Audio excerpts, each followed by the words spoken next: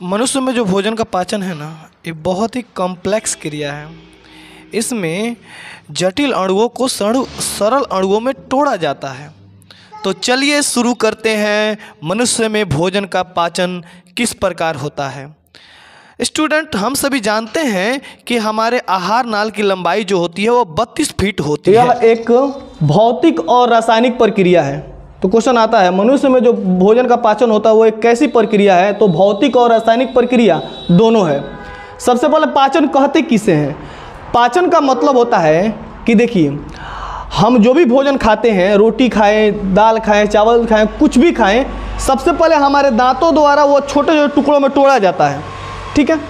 लेकिन दांत उसको टुकड़े में तोड़ता है, लेकिन वो हमारी कोशिकाओं के लिए उतना छोटा नहीं होता है। वह हमारे शरीर के अंदर जाता है और हमारे शरीर के अंदर ग्रंथियों द्वारा, हमारे शरीर के अंदर के अंगों द्वारा वह पूर्ण रूप से क्या किया जाता है, उसको छोटे छोटे टुकड़ों में तोड़ा जाता है। तब जाके उसको सेल एक्सेप्ट करता है। मतलब सेल तो बहुत छोटा होता है ना। अब रोटी का इतना छोटा टुकड़ा लीजिएगा, अब सेल होता है जो आप माइक्रोस्कोप से देखते हैं। तो बताइए, रोटी के छोटे से टुकड़े को वह सेल ले लेगा? कभी नहीं लेगा। तो इसलिए भोजन का वह जटिल रूप होता है, समझ में आ रहा है ना। तो वह भोजन का जटिल रूप होता है। तो जटिल पदार्थों से छोटे छोटे पदार्थ के टुकड़ों में तोड़ना ही क्या कहलाता है? पाचन कहलाता है। यानी जटिल पदार्थों का सरल पदार्थ में टूटना क्या कहलाता है? पाचन कहलाता है। यानी जटिल अणुओं का सरल अणुओं में विघटन होना ही क्या कहलाता है? पाचन कहलाता है। तो पाचन का मैंने आपको डिफिनेशन दे दिया। पाचन एक भौतिक रासायनिक प्रक्रिया है। भोजन का या किसी भी पदार्थ का सरल अणुओं में टूटना ही क्या कहलाता है? पाचन कहलाता है। यानी जटिल अणुओं से सरल अणुओं में तोड़ना क्या कहलाता है? पाचन कहलाता है। देखिए, भोजन में मेनली हम लोग 3 चीज़ों का पाचन होता है। भोजन में हम लोग बहुत सारी चीज़ लेते हैं, जैसे ज़मीन से खनिज लवण लेते हैं, ठीक है ना। और देखिए, जल लेते हैं, ठीक है। लेकिन भोजन शरीर के अंदर 3 ही चीज़ों का मेनली पाचन होता है। एक पाचन होता है कार्बोहाइड्रेट का, दूसरा पाचन होता है प्रोटीन का, तीसरा पाचन होता है फैट का यानी वसा का। बाकी जल, तो जल का पाचन नहीं होता है, अवशोषण होता है। जो भी जल हम लोग लेते हैं, जल शरीर उसको क्या करता है? सोख लेता है। वो पाचन नहीं होता, उसका अवशोषण होता है। समझ में आ रहा है ना। तो किस चीज़ का पाचन होता है? तो कार्बोहाइड्रेट का, प्रोटीन का और वसा का पाचन हमारे शरीर के अंदर मेनली होता है। तो चलिए इसको समझते हैं ध्यान से। ये देखिए, यहाँ पे यहाँ से जो ये भोजन आप कुछ भी खाते हैं, जो भी आप कुछ भी भोजन खाते हैं, वो सबसे पहले हमारे माउथ में इंटर करता है, ठीक है ना। माउथ में वह छोटे छोटे टुकड़ों में क्या किया जाता है? उसको तोड़ा जाता है दांत के द्वारा। दांत के द्वारा तोड़ने के बाद भोजन जो है यह ग्रास नली के द्वारा, किस नली के द्वारा? ग्रास नली के द्वारा। ये इसको ग्रास नली बोलते हैं। क्या बोलते हैं? ग्रास नली बोलते हैं, ठीक है ना। और यहाँ से यहाँ तक ये टोटल ये देख रहे हैं, यहाँ से भोजन किस में आया? आहार नाल में आया। आहार नाल, इसको बोलते हैं पेट। पेट को हम लोग साइंस की भाषा में कहते हैं क्या? आमाशय। क्या बोलते हैं? आमाशय। साइंस की भाषा में पेट को क्या बोलते हैं हम लोग? आमाशय, ठीक है ना। यहाँ पे आप लोग देखिएगा, इसको दो तो वहाँ पे आमाशय है ना, ठीक है। आमाशय में भोजन आता है। उसके बाद आमाशय से यहाँ पे देखिए, आमाशय के बाद भोजन कहाँ पे आता है? ये छोटी आंत है। ये कौन आंत है? ये छोटी आंत। ये भोजन कहाँ पे आता है? छोटी आंत में आता है, ठीक है, ठीक है। तो यहाँ पे देखिए ध्यान से। तो ये यहाँ से भोजन क्या करता है? यह ग्रास नली है। ग्रास नली से भोजन सबसे पहले किस में आता है? आमाशय में आता है ना। आमाशय में भोजन आता है। आमाशय के बाद यह भोजन किस में आता है? छोटी आंत में। इसको क्या बोलते हैं? इसको छोटी आंत बोलते हैं। छोटी आंत के बाद भोजन किस में आता है? बड़ी आंत में। बड़ी आंत के बाद भोजन जो होता है, ये गुदा के सहारे इसका क्या हो जाता है? उत्सर्जन हो जाता है। समझ में आ रहा है ना। तो देखिए, सबसे पहले भोजन किस में आता है? मुख में आता है। मुख में छोटे टुकड़ों में तोड़ा जाता है। उसके बाद भोजन आमाशय में, ग्रास नली से होते हुए, यह ग्रास नली है, ग्रास नली से होते हुए भोजन किस में आता है? पेट में। पेट के अंदर के भाग को हम लोग आमाशय कहते हैं और बाहर के भाग को हम लोग उदर कहते हैं। तो पेट में भोजन आता है। पेट से भोजन किस में जाता है? छोटी आंत में। छोटी आंत से बड़ी आंत में। बड़ी आंत में गुदा में जाता है। गुदा के बाद भोजन क्या होता है हमारा? मतलब कि पैखाने के रास्ते क्या होता है? बाहर निकल जाता है। समझ में आ रहा है ना। तो देखिएगा ध्यान से यहाँ पे। तो अब इसी के बारे में यहाँ पे हम लोग को मेनली पढ़ना है, तो ध्यान दीजिएगा। अब यहाँ पे देखिए, तो आपको बता दे आहार नाल की लंबाई, तो इस पूरे प्रोसेस को हम लोग क्या कहते हैं, इस पूरे भोजन के यहाँ तक आने की प्रक्रिया में जो जहाँ से जहाँ तक भोजन आया ना, यहाँ से यहाँ तक भोजन यहाँ से चल के यहाँ तक आया, तो इसको हम लोग आहार नाल के नाम से जानते हैं। किसके नाम से जानते हैं? आहार नाल के नाम से जानते हैं। ठीक है, तो आहार नाल की लंबाई 32 फीट होती है, यानी कितनी होती है? 9 मीटर होती है। कितनी मीटर होती है? 9 मीटर। जिसमें ये आप लोग देख रहे हैं छोटी आंत की लंबाई होती है 6 मीटर। कितनी होती है? 6 मीटर। कितनी होती है? 6 मीटर। नाम है इसका छोटी आंत, लेकिन यह सबसे बड़ी होती है, यह सबसे बड़ा होता है। 6 मीटर अकेले होता है यह। यहाँ से यहाँ तक टोटल 9 मीटर होता है ना, लेकिन ये कितना होता है? 6 मीटर होता है। समझ रहे हैं ना? और ये जो होता है 1.5 मीटर होता है। ये कितना होता है? 1.5 मीटर होता है, यानी 7.5 मीटर तो यही हो गया ना। बाकी अन्य अंग होते हैं 9 मीटर में। ठीक है ना, 9 मीटर में से 7.5 मीटर निकालिए कितना? 1.5 मीटर। 1.5 मीटर में अन्य अंग आ जाते हैं। आपको समझ में आ रहा है ना इतना? ग्रास नली की लंबाई लगभग आपका 25 सेंटीमीटर होती है। कितनी सेंटीमीटर होती है?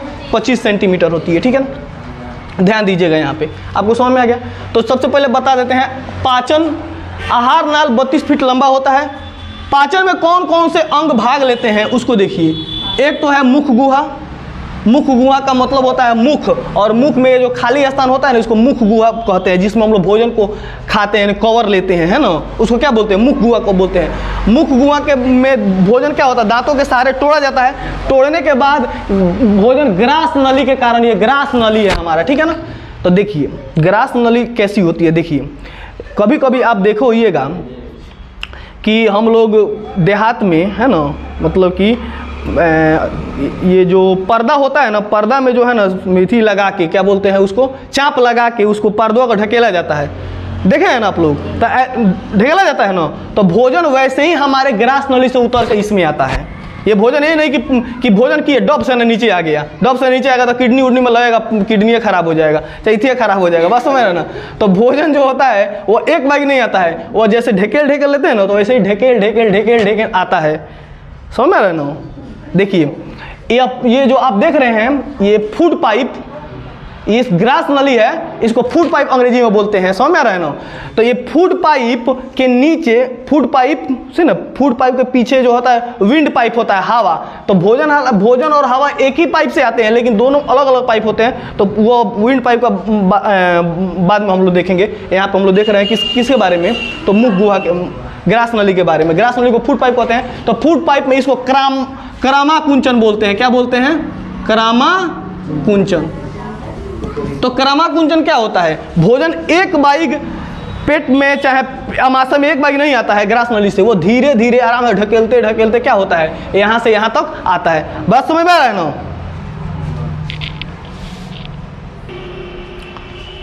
तो करामा कुंचन आप लोग समझ गए। करामा कुंचन किसे कहते हैं? समझ में आ रहा है ना? यानी भोजन का धीरे धीरे आराम से ढकेल के अमाशय तक आना क्या कहलाता है? करामा कुंचन कहलाता है। और करामा कुंचन सिर्फ ग्रास नली में नहीं होता है। करामा कुंचन ग्रास नली में नहीं होता, बल्कि ये सारे अंगों में करामा कुंचन होता है। धीरे धीरे ढकेल के भोजन आता है। यहाँ पर भी करामा कुंचन ही होता है। समझ में आ रहा है ना? समझ रहे ना? तो आपको समझ आया करामा कुंचन क्या है? भोजन का एक बाइक अमाशय में नहीं आना, धीरे धीरे ग्रास नली से आराम से आना, है ना? जैसे देखिए ये आपका समझ में आ गया ना? तो भोजन ऐसे आएगा आराम से। ठीक है ना? अगर आप बताइए भोजन, अब बताइए, अब जैसे कि मान लीजिए करामा कुंचन नहीं होता तो हम भोजन करते और खड़ा रहते तबे भोजन पचता। हम लोग उल्टा लटक के भी अगर खाएंगे ना, तभी भोजन पेट के अंदर जाएगा, है ना? धीरे धीरे अंदर चलागा। अगर वैसा नहीं रहता तो हम कभी भोजन खाते, लटक के भोजन करते तो नीचे नहीं आ जाता भोजन। ग्रेविटी का उसमें रूल फॉलो नहीं होता है। ठीक है ना? न्यूटन ने कहा था ना कि ग्रेविटी के कारण कोई चीज़ नीचे आती है, तो भगवान बड़ी होशियार थी वैसे नहीं बनाए। हाँ, वैसे अगर ग्रेविटी के कारण होता तो बहुत दिक्कत होता। ठीक है ना? तो कर्मा कुंज समझ में आ गया। नेक्स्ट देखिए, उसके बाद भोजन कहाँ पे आता है? आमाशय में आ जाता है। आमाशय में भोजन सबसे ज़्यादा देर तक रहता है। क्वेश्चन पूछता है कि शरीर के किस भाग में भोजन सबसे ज़्यादा देर तक रहता है, तो वह है आमाशय। ठीक है, 4 से 5 घंटे तक भोजन इसमें रहता है। आमाशय के बाद भोजन कहाँ आता है? छोटी आंत में आता है। छोटी आंत के बाद भोजन किस में आता है? बड़ी आंत में आता है। समझ में आ गया ना? और उसके बाद गुदा में आता है। देखिए, भोजन को पचाने के लिए कुछ ग्रंथियां भी हमारी बहुत ज़्यादा सहायता करती हैं, ठीक है। यह ग्रंथियां समय समय पर विभिन्न प्रकार के एंजाइम का स्राव करती है, यानी छोड़ती है, जो पाचन में क्या करता है, मदद करता है। जैसे देखिए, लार ग्रंथि, तो लार ग्रंथि से टाइलिन नामक एंजाइम निकलता है। कौन एंजाइम निकलता है? टाइलिन नामक एंजाइम निकलता है, जो भोजन को पचाने में क्या करता है, सहायता करता है, ठीक है ना। देखिए, उसके यहाँ पे देखिए मैं बता रहा हूँ मुख में पाचन कैसे होता है। देखिएगा, मुख में पाचन, मुख में 3 जोड़ी लार ग्रंथि पाई जाती है। कितनी जोड़ी लार ग्रंथि पाई जाती है? 3 जोड़ी लार ग्रंथि, यानी 6 गो लार ग्रंथि पाई जाती है, ठीक है ना। और इन लार ग्रंथि, इसमें लाइसोजाइम निकलता है। मुंह में क्या निकलता है? लाइसोजाइम निकलता है। देखिए, अगर लाइसोजाइम नहीं निकलता तो भोजन में जो भी हम कुछ भी खाते हैं ना, तो भोजन में बहुत सारे जीवाणु हम खा लेते हैं, कीटाणु खा लेते हैं। तो लाइसोजाइम क्या करता है? उस कीटाणुओं को क्या करता है? कीटाणुओं को मारता है। कीटाणुओं को क्या करता है? मारता है। समझ में आ रहा है ना। कीटाणुओं को मारने का काम कौन करता है? लाइसोजाइम करता है। जैसे कि देखिए, छोटा बच्चा चाहे कोई भी चीज़ में बहुत ज़्यादा लार निकलता है, समझ में आ रहा है ना। और हमारे शरीर में, हमारे मुंह में डेली दिन 1.5 लीटर लार बनता है। 1 से 1.5 लीटर लार बनता है डेली दिन। अगर उसको बोतल में रखेगा ना तो 1.5 लीटर होगा। समझ में आ रहा है ना आप लोग को। और छोटा बच्चा में बहुत ज़्यादा लार बनता है। छोटा बच्चा में बहुत ज़्यादा लार बनता है। छोटा बच्चा में इसलिए ज़्यादा लार बनता है ना, क्योंकि भगवान जानते हैं कि छोटा बच्चा बहुत कुछ उठा खा लेता है। जाएगा ना, धरती पर रहेगा, फटाक से ना कोनो कागज उठा के लाएगा, माटिया उठा खा लेगा। तो लार क्या करता है? बहुत ज़्यादा मात्रा में क्या करता है? लार बहुत ज़्यादा मात्रा में क्या है, वो कीटाणु को क्या करने का, मारने का काम करता है, जिससे शरीर को कोई इफेक्ट नहीं होता है। समझ में आ रहा है ना। तो ये कीटाणु को मारने का काम करता है। तो लार में 2 गो एंजाइम निकलते हैं, एक निकलता है टाइलिन और एक होता है डाइएस्टेज, ठीक है ना। ये दोनों स्टार्च का पाचन करते हैं। अब कहिएगा स्टार्च क्या है। देखिए, जितने भी पेड़ पौधे होते हैं ना, पेड़ पौधे, तो वह हमें स्टार्च देते हैं। और जितना कैप्सूल होता है ना, कैप्सूल का ऊपर का आवरण देखा लो, कौन कैप्सूल, गोली नहीं, कैप्सूल के ऊपर प्लास्टिक जैसा रहता है, वह स्टार्च का बना हुआ रहता है, याद रखिएगा लो, ठीक है ना। कैप्सूल के ऊपर का जो पार्ट बना वो किसका होता है? स्टार्च का। वो मुंह में रखते ही क्या होता है? गल जाता है, वो प्लास्टिक का नहीं होता है, ठीक है ना। इसको मंड बोलते हैं। यानी मंड किस में पाया जाता है? चोकर में। चोकर, जैसे कि हम लोग चलनी से आटा चालते हैं ना, तो जो चोकर होता है ना, चोकर बहुत हमारे लिए फायदेमंद होता है। समझ रहे ना। चोकर हमारे शरीर के आंतरिक, आमाशय के आंतरिक भाग को क्या करता है? साफ करने का जो है काम करता है। अगर चोकर हम लोग नहीं लेंगे ना, मंड अगर नहीं लेंगे, तो वह भोजन जो है उतना अच्छा से नहीं पचेगा। समझ में आ रहा है ना। तो यहाँ पे स्टार्च का पाचन करता है, मंड का पाचन करता है। और म्यूकस, एक और चिपचिपा पदार्थ निकलता है म्यूकस, जो भोजन को चिपचिपा बनाता है। जैसे कुछ भी हम खा लेते हैं तो खाने के बाद भोजन क्या होता है? म्यूकस के द्वारा चिपचिपा बन जाता है। वह ना जाएगा, इसमें से निकलेगा, निकलबे नहीं करेगा, वहीं पर रुक जा करते रह जाएंगे हम। समझ में आ रहा है ना। तो चलिए यहाँ पे समझिए। उसके बाद देखिए, अब भोजन देखिए, यहाँ पे मैं समझा रहा हूँ आप लोग को। अब यहाँ से भोजन आमाशय में आ गया। देखिएगा, समझिएगा, भोजन कहाँ पे आ गया? आमाशय में। आमाशय के बाद ये जो देख रहे हैं, ये पित्ताशय है। इसको क्या बोलते हैं? पित्ताशय। ये पित्ताशय है। और पित्ताशय क्या छोड़ता है? पित्त छोड़ता है। पित्ताशय क्या छोड़ता है? पित्त छोड़ता है। और पित्त बहुत ज़्यादा माहुर होता है, ठीक है ना, यानी क्षारीय होता है। कैसा होता है? क्षारीय होता है। तो यहाँ पे पित्त निकलता है। पित्त यहाँ पे ये देख रहे हैं ग्रंथि, इसमें जमा हो जाता है। पित्ताशय पित्त छोड़ता है और ये यहाँ पे जमा होते जाता है। अब कहिएगा सर जमा क्या होता है? डायरेक्टे का निकल जाता है। देखिए, अगर डायरेक्टे निकल जाएगा ना तो नहीं, जो डायरेक्टे अगर निकल जाएगा ना, तो जानते हैं कि हमारा शरीर में उतना हर जगह माहुर हो जाएगा। जैसे कि वह एक जगह इकट्ठा रहता है, जब जरूरत होता है तबे उस छोड़ता है, नहीं जरूरत रहता है नहीं छोड़ता है। जैसे कि मुर्गा का मीट खरीदने चाहिए, चाहे मछली खरीदने जाइए, तो पित्त का थैली अलग रहता है, उसको निकाल दिया जाता है। जब जरूरत पड़ता है तो उसको छोड़ता है वो। समझ रहे हैं ना। अब नहीं जरूरत पड़ता है तो अपने पास संचित रखले रहता है, कहता है जरूरत नहीं है तो नहीं देंगे, ठीक है। अगर बिना काम का वो निकालता रहता तो क्या होता? अब मान लीजिए मुर्गा का मीट खा रहे हैं चाहे कुछ, अब बिना काम का पूरा निकल गया तो मीट अच्छा लगेगा? नहीं लगेगा। इसीलिए मछली खाया जाता है, चाहे इसी बनवाया जाता है, तो क्या किया जाता है? पित्त की थैली को अलग निकाल दिया जाता है, जिसके कारण पूरा पित्त का महूर का जो है अलग निकाल दिया जाता है। अब सोचिए कि कितना दिमाग लगा के ये सब, या कि कैसे ये सब साइंटिफिक चीज़ है कि वो एक जगह इकट्ठा होता है। अब सोचिए पूरे शरीर में फैल जाता तो क्या हो जाता। ये बहुत ही सोच समझ के जो है ना भगवान ने बनाया है, ठीक है ना।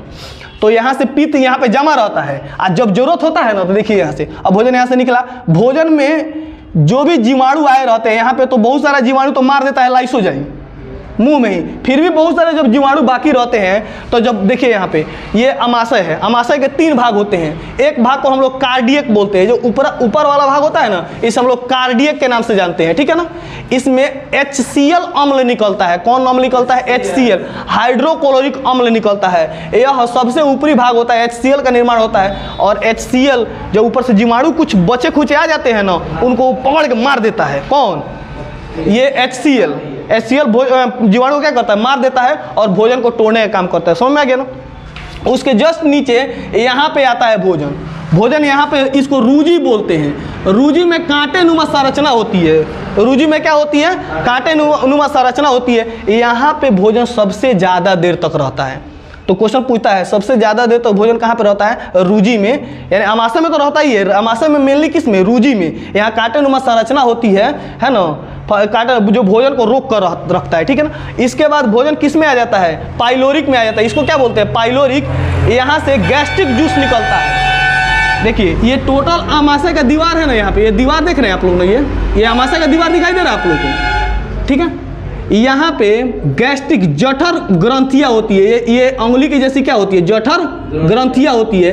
और ये जठर ग्रंथियाँ जठर रस निकालती हैं, ठीक है। अमाशय की दीवार पर जठर ग्रंथियाँ होती है और ये जठर ग्रंथियाँ क्या निकालती है? जठर रस निकालती है। और ये जठर रस क्या करते हैं?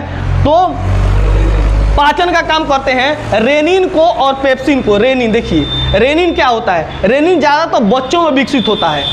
अगर हम लोग को 4 लीटर 5 लीटर दूध दे दिया जाएगा ना, तो हम लोग से नहीं पिया जाएगा। अब बच्चे 4 लीटर 5 लीटर दूध पचा जाते हैं, क्योंकि बचपन में जो है ना रेनिन ज़्यादा काम करता है। समझ में ना, बचपन में सबसे ज़्यादा डेवलपमेंट कौन रहता है? रेनिन रहता है। समझ में ना। तो यह जठर ग्रंथि रेनिन का पाचन करती है। और पेप्सिन प्रोटीन को पेंटोन में बदलने का काम करती है। बताइए पेप्सिन को पेंटिन में कौन बदलता है? गैस्ट्रिक जूस यानी जठर ग्रंथि है, ठीक है ना। और रेनिन जब सबसे ज़्यादा किस में होता है? बच्चों में। कॉमन क्वेश्चन है, रेनिन किस में विकसित होता है? बच्चों में विकसित होता है, ठीक है ना। और हम लोग पेप्सिन को पेंटोन में बदल रहे हैं। इसका काम समझ में आ गया आप लोगों को। नेक्स्ट देखिए यहाँ पे, इसके बाद जब भोजन आता है तो ये देखिए ये पित्ताशय से पित्त निकलता है। पित्त भोजन को क्षारीय बनाता है। अब देखिए ध्यान से, आप बताइए। अब एक क्वेश्चन पूछता है कि क्या कारण है कि जब हम यहाँ पे काफ़ी मात्रा में अम्ल बनता है ना, और अम्ल ज़्यादा क्षारीय होता है, ठीक है। अब जब भोजन के अंदर, यहाँ पे जब अंदर जाएगा भोजन, तो ये तो किडनी उडनी को खा जाएगा। अरे गोल्ड को गला देता, सोना को गला देता है, छोटा छोटा चीज़ को जला देता है। आप लोग जाते हैं एसिड छिड़क देते हैं, एसिड तो मुंह जल जाता है ना, तो समझिए किडनी उडनी को क्या करेगा? वो जला देगा। अम्ल निकलता है ना यहाँ पे ना, किडनी उडनी को क्या करेगा? जला देगा। लेकिन देखिए बहुत दिमाग लगा के ये सब काम हुआ है। अब यहाँ से क्या हुआ है? ये यहाँ से क्या हुआ है? अम्ल से मिल गया। अम्ल से मिल के भोजन आ रहा है। अम्ल से जैसे मिल के भोजन आएगा, ये पित्ताशय जो है ना, पित्त यहाँ पे रखा रहता है। अब जैसे ही भोजन कहता है कि इसमें अम्ल मिला है, ये क्षार निकाल देता है। अब अम्ल और क्षार एक दूसरे को क्या करते हैं? न्यूट्रल कर देते हैं। भोजन एकदम क्या कर, उदासीन कर देते हैं। भोजन एकदम हो जाएगा न्यूट्रल, वह आराम। और अग्नाशय, और उसके बाद अग्नाशय देखिए, अग्नाशय का क्या काम होता है? अग्नाशय भी पूर्ण पाचक एंजाइम छोड़ता है। समझिएगा, पूर्ण पाचक एंजाइम कौन छोड़ता है? ये छोड़ता है, अग्नाशय छोड़ता है आपका, ठीक है। अब बताइए ये देखिए अमाशय से HCl निकला कि नहीं निकला? निकला। इसमें क्या था? HCl था, हाइड्रोक्लोरिक अम्ल था। अम्ल ये छोड़ा क्षार, भोजन क्या हो गया? हो गया न्यूट्रल। लेकिन भोजन पूर्ण रूप से पचा अमाशय में नहीं। भोजन पूर्ण रूप से अमाशय में नहीं पचता है। भोजन का कुछ ना कुछ भाग अभी बहुत सारा क्या होता है, वैसे ही अधपचा रह जाता है। तो अधपचा भोजन आता है छोटी आंत में। अब छोटी आंत में आता है तो इसको चाहिए कि हमको पूर्ण पाचन मिल जाता। तो अग्नाशय से कहता है कि अग्नाशय तुम कुछ रस छोड़ो कि हम अपना भोजन को क्या करें? पूर्ण रूप से पचा लें। तो अग्नाशय कहते हैं लो हम ढकेल रहे हैं तुमको। तो अग्नाशय पूर्ण पाचक क्या करता है? एंजाइम छोड़ता है। बस में तो देखो कौन कौन एंजाइम छोड़ता है। अग्नाशय एक प्रकार की ग्रंथि होती है, यह पूर्ण पाचक एंजाइम छोड़ती है। 3 गो एंजाइम मेनली छोड़ती है। लैट, याद रखिएगा 3 गो एंजाइम कौन छोड़ती है? लैट। एल से होता है लाइपेज। लाइपेज कहता है कि फैट है तुम्हारे पास, तो वो कहता है हाँ फैट को पचा दो। तो ये लाइपेज किसको पचाता है? फैट को पचाता है। उसके नीचे आता है ए से एमाइलेज, एमाइलेज स्टार्च जो बाकी था उसको पचा दिया। उसके नीचे है ट्रिप्सिन, ये पेप्टोन का पाचन कर दिया, पेप्टोन को पेप्टाइड में बदल दिया। समझ में आ रहा है ना? तो यहाँ पे लैट का पाचन होता है, अग्नाशय ये काम करता है। उसके बाद भोजन जो है छोटी आंत से पूरा तरीका, इसमें भी कुछ ग्रंथियाँ पाई जाती है कांटे नुमा। देखो यहाँ पे ये जो छोटी आंत होती है ना, छोटी आंत, इसमें अंगुलियों जैसी संरचना पाई जाती है। अंगुलियों जैसी क्या होती है? संरचना पाई जाती है, जिसे रसांकुर या दीर्घ रोम कहते हैं। ये छोटी आंत में अंगुलियों जैसी संरचना पाई जाती है, जिसे रसांकुर या क्या कहते हैं? दीर्घ रोम कहते हैं। ये दीर्घ रोम क्या करते हैं? ये कांटे, ये भी भोजन को क्या करते हैं? पचाते हैं। इनमें भी क्या होती है?